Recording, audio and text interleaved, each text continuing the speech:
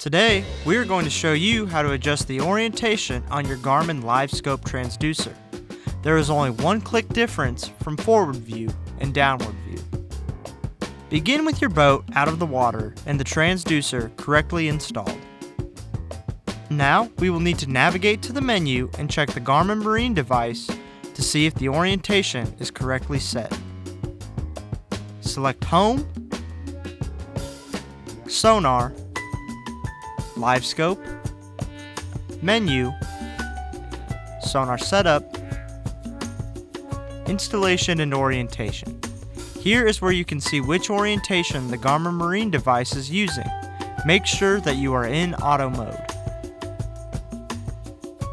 Now, check your installation. If you're using forward view, you will want to make sure your installation matches what you see on screen.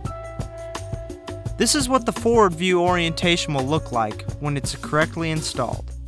Here is a representation of the beam path. If you rotate the transducer one click down, you can use downward view. If you're using the downward orientation, this is what the installation should look like. This is what the downward view orientation will look like when it is correctly installed. Here is a representation of the beam path. Here is a side-by-side of a correct and incorrect installation.